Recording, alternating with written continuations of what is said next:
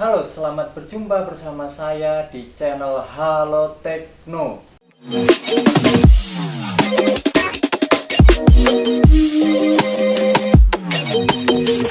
Di dalam channel ini kita akan berbagi macam informasi mengenai teknologi, entah itu teknologi informatika, elektronika, robotika, otomasi, atau yang lainnya yang jelas berkaitan dengan teknologi atau bidang teknik. Sebenarnya pada video atau konten yang pertama ini di dalam channel Halo Tekno, saya hanya ingin memperkenalkan mengenai channel ini kepada Anda sekalian. Tetapi kalau hanya memperkenalkan channel saja, saya kira sudah selesai, dan video yang pertama ini tidak lebih dari 2 menit. Supaya video ini tidak terlalu pendek, maka akan saya isi dengan membahas beberapa part yang baru saja saya dapatkan. Nah, di sini ada 2 paket. Yang satu belum saya buka, yang satu sudah saya buka, tetapi isinya sendiri belum saya cek satu persatu. Pada kesempatan kali ini kita akan cek bersama-sama apa isi dari kardus yang ada di kiri saya dan bubble wrap yang ada di tangan kanan saya ini. Oke, kita akan keluarkan dulu saja untuk yang ada di kardus.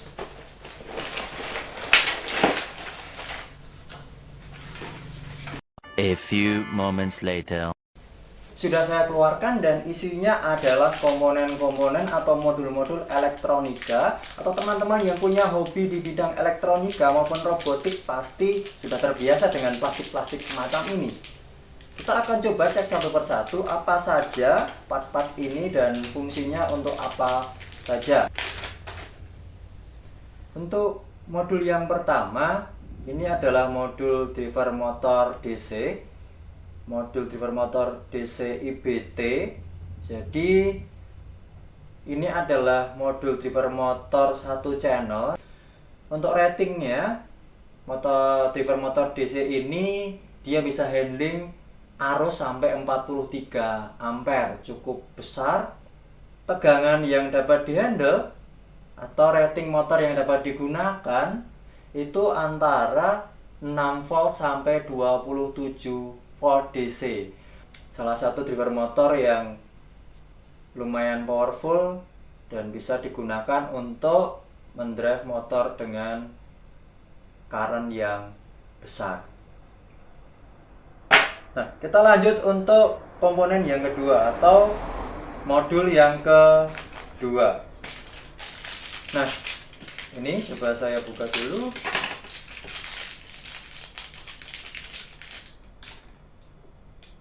Di sini ada modul ACS 712. Ini adalah sebuah modul sensor arus atau current sensor.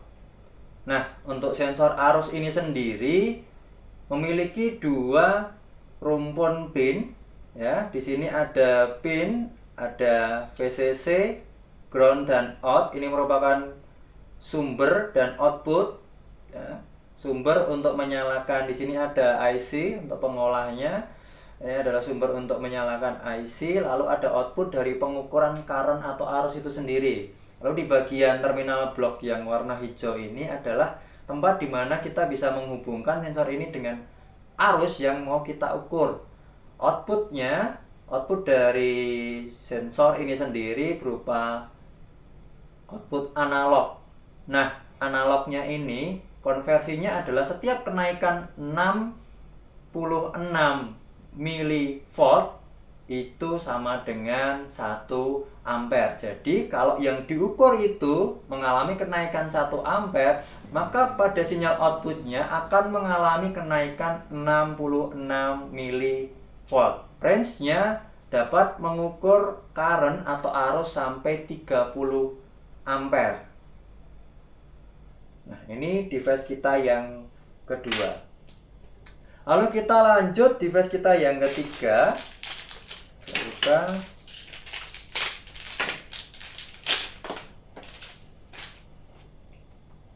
Nah, untuk device kita yang ketiga ini adalah voltage sensor. Jadi kalau yang tadi ada ACS 712 itu untuk mengukur arus, ini untuk mengukur voltase atau tegangan.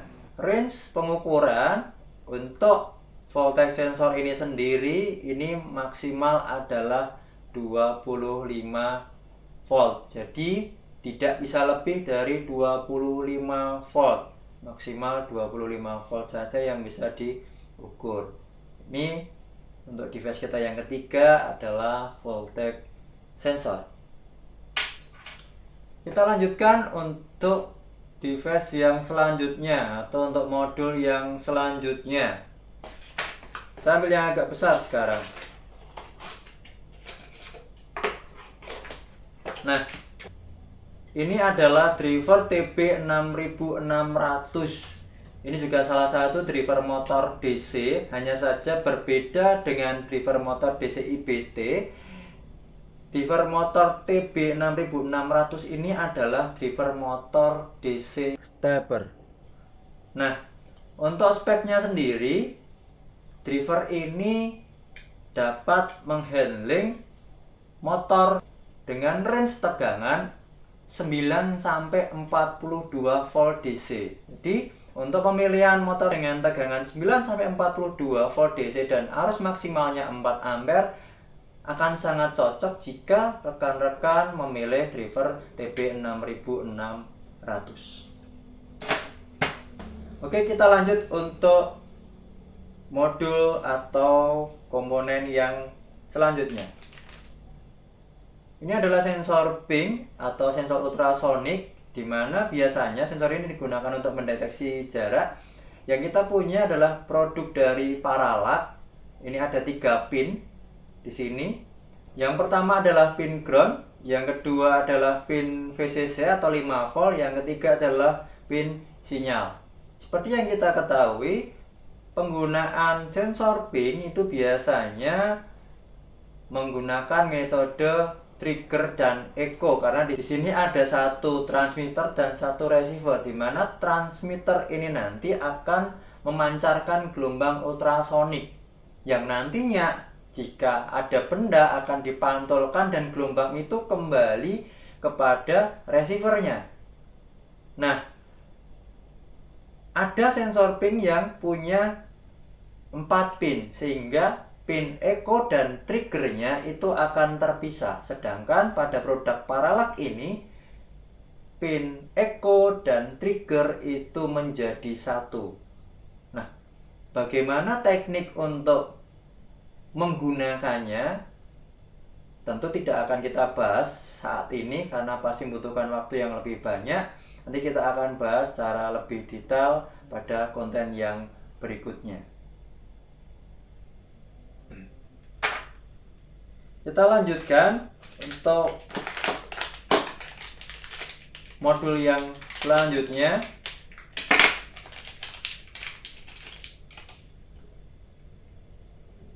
Komponen yang berikutnya ini adalah sebuah modul regulator DC to DC LM2596. Nah, modul ini sangat membantu jika kita ingin membuat manajemen power supply. Untuk ratingnya, rating arusnya, arus yang bisa dialirkan oleh modul ini maksimal adalah 3 ampere. Input tegangannya adalah 3 sampai 40 volt. Jadi untuk inputnya bisa kita beri inputan tegangan 3 sampai 40 volt tergantung kebutuhan. Lalu outputnya dari 1,5 sampai 35 volt. Yang jelas yang namanya step down, inputan pasti lebih tinggi daripada outputannya. Ya, jadi kalau kita berikan inputan 3 volt, outputnya pasti lebih rendah daripada 3 volt. Jadi seperti itulah cara kerja dari modul LM2596 ini. Sangat mudah pengaturannya. Di sini ada sebuah trim pot atau variabel resistor. Ketika kita ingin merubah nilai outputnya, kita hanya tinggal memutar variabel resistor yang ada di sini. Ya, tentunya sambil diukur menggunakan alat ukur sampai tegangan yang kita inginkan. Ini modul LM2596, regulator tegangan.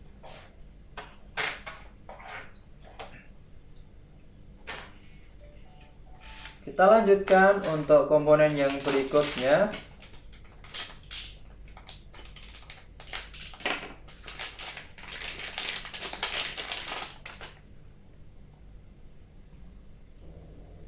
Ini adalah sebuah LCD dot matrix 20 kali 4. Jadi di sini nanti ada 20 kolom ya, ada 20 kolom seperti ini dan 4 baris mendatar. Ya, 20 vertikal, ada 4 baris mendatar. Nah, kita bisa menampilkan berbagai macam karakter dengan LCD ini. Nah, untuk pengendaliannya sendiri, di sini ada 16 pin. Tetapi pada LCD yang saya pegang ini dilengkapi dengan rangkaian I2C yang memungkinkan kita meminimalisir penggunaan pin microcontroller. Jadi teman-teman, untuk LCD ini biasanya pengendalinya adalah sebuah microcontroller. Nah, metode yang sering digunakan jika tanpa I2C ini akan sangat membutuhkan banyak pin input output microcontroller. Ya, kurang lebih ada RS, ada enable, ada D4, D5, D6, D7. Kurang lebih ada 6 pin I/O microcontroller yang dipakai. Sedangkan jika menggunakan modul I2C ini yang tadinya 6 pin, kita hanya membutuhkan 2 pin dari microcontroller, yaitu pin I2C atau dikenal dengan sebutan SDA dan SCL. Ada pin SDA, ada pin SCL. Dengan 2 pin tersebut kita sudah bisa mengendalikan sebuah LCD untuk menampilkan karakter entah itu angka, huruf, atau simbol-simbol tertentu yang kita inginkan. Ini LCD dot matrix 20 kali 4. Untuk modul yang selanjutnya atau komponen yang selanjutnya, nah di sini ada modul relay 4 channel ya, 4 channel. Ada kanal terminal blok. Ini adalah kanal terminal blok dari kontak-kontak relay, di mana masing-masing kontak itu punya kontak normally open dan normally close. Maka pada terminal-terminal blok inilah normally close dan normally open relay yang ada di sini bisa kita gunakan atau kita sambung dengan device yang lain. Nah, untuk bisa menyalakan relay-relay di sini ada input, ya, masing-masing relay punya inputnya masing-masing. Input ini nanti yang kita hubungkan dengan pengendali yang kita pakai. Contohnya menggunakan microcontroller. Ya, menggunakan microcontroller. Dengan menggunakan relay itu kita bisa membuat sebuah sistem yang biasanya microcontroller itu hanya bisa menghandling tegangan DC 3,3 atau 5 volt. Dengan menggunakan relay ini dapat dikonversi, bahkan microcontroller nanti bisa mengendalikan tegangan AC 220 bahkan lebih dari 220. Nah, ini adalah relay 4 channel, modul relay 4 channel. Memungkinkan kita mengonversi dari sinyal output microcontroller untuk mengendalikan alat-alat lain yang punya rating tegangan melebihi yang bisa dikendalikan secara langsung oleh microcontroller.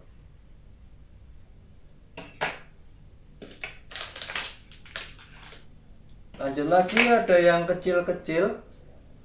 Nih. Nah, ini untuk yang kecil ini adalah sinyal converter. Yang kita ketahui seperti dimana tadi saya sebutkan, sebuah microcontroller itu biasanya punya rating kalau tidak 3,3 volt ya 5 volt. Nah, akan agak kesulitan ketika kita menemui dua jenis kendali yang berbeda rating seperti ini. Ya, kita membutuhkan 3,3 volt dan 5 volt. Tentu saja tidak bisa kita sambungkan secara langsung. Ya, kenapa? Ketika 3,3 yang seharusnya maksimal 3,3 kita berikan 5 volt, tentu saja dia akan rusak. Sedangkan yang seharusnya 5 volt kita berikan 3,3 belum tentu akan tereksekusi karena kurang dari rating yang seharusnya.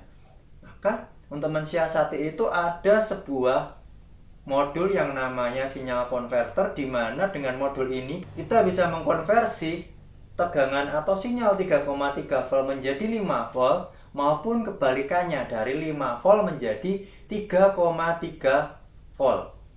Ya, ini adalah modul sinyal converter. Untuk modul yang selanjutnya,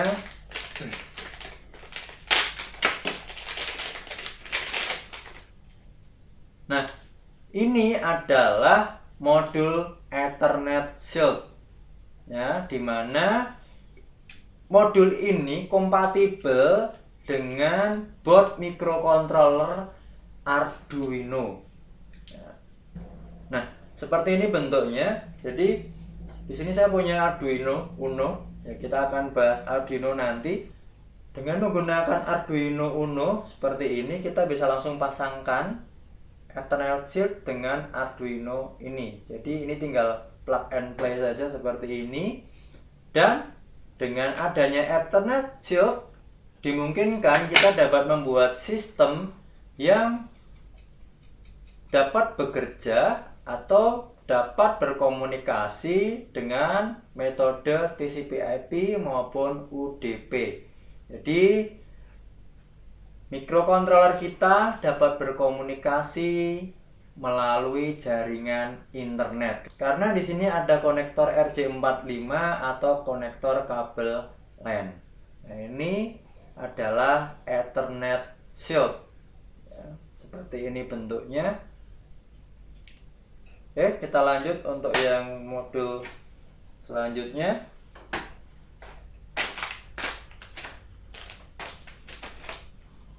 Oke, kita lanjut untuk modul yang selanjutnya. Oke, kita akan buka. Nah, ini yang tadi sudah saya sebut, ini adalah Arduino. Kita akan buka.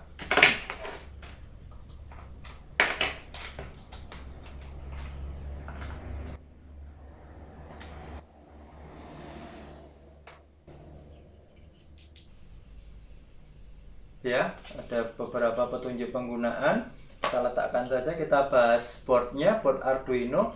Yang saya pegang ini adalah board Arduino Due, teman-teman. Jadi board Arduino itu ada bermacam-macam. Tadi yang saya pegang itu Arduino Uno, ini adalah Arduino Due, dan masih banyak seri Arduino yang lain. Nah, khusus untuk Arduino Due ini menurut saya adalah sebuah board microcontroller. Ya, jadi teman-teman, kalau tadi saya sebut-sebut microcontroller, salah satunya ya seperti ini. Sebenarnya microcontroller ini adalah chip yang ada di tengah, chip pengendalinya yang ada di tengah, ini yang disebut microcontroller. Nah, keseluruhannya ini menjadi sebuah board yang namanya board Arduino. Nah, chip pada Arduino Due ini adalah chip 32 bit, ya, ARM microcontroller.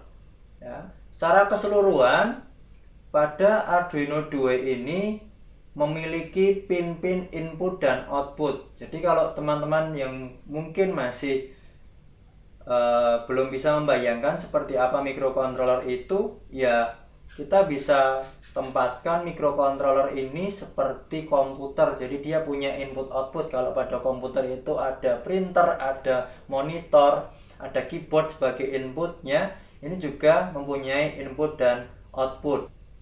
Arduino Due memiliki 54 pin digital dan ada 12 pin analog input. Nah, apa itu analog dan digital? Mungkin teman-teman sudah tahu apa itu analog dan digital, atau nanti kita juga akan membahas di kesempatan berikutnya mengenai apa itu analog, apa itu digital. Ya, jadi ini adalah board Arduino Due dengan microcontroller 32 bit ARM, ada 54 digital I/O dan 12 analog input. Ada lagi yang spesial pada Arduino Due dibandingkan dengan Arduino yang saya pegang ini, Arduino Uno. Kalau Arduino Uno itu tegangan atau level tegangannya ada di 5 volt. Sedangkan untuk Arduino Due itu level tegangannya adalah 3,3 volt. Jadi ini berbeda kebutuhan tegangannya, ini 5 volt, ini 3,3 volt. Jangan sampai salah kalau rekan-rekan menggunakan Arduino Due ya. Hati-hati untuk I/O-nya, pin I/O ya, dia handlingnya di 3,3 volt bukan 5 volt DC. Nah, ini yang lainnya sama seperti yang sudah saya buka, tinggal ada satu ini yang ada di bubble wrap. Kita akan buka yang ada di bubble wrap.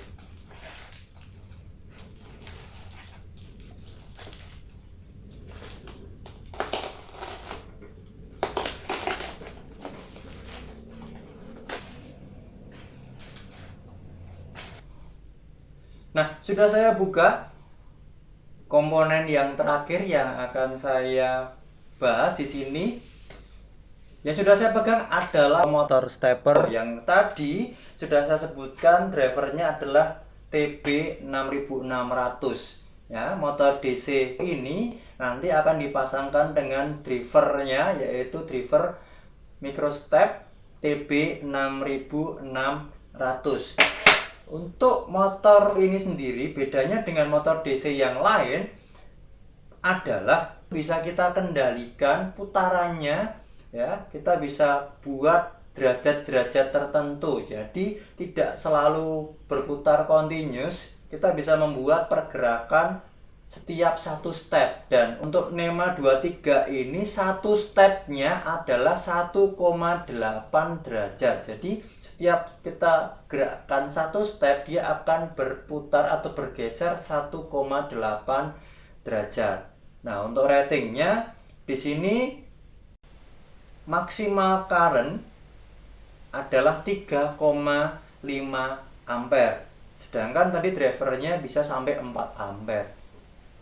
Maka bisa kita simpulkan motor ini bisa dikendalikan dengan driver motor TB6600. Seperti ini bentuknya teman-teman.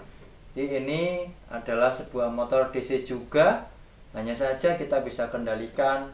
Oke, mungkin itu saja yang bisa saya bahas untuk pertemuan kali ini, video kali ini. Kita akan bertemu lagi untuk video-video atau konten-konten selanjutnya. Mohon maaf jika ada kata-kata yang salah, dan jangan lupa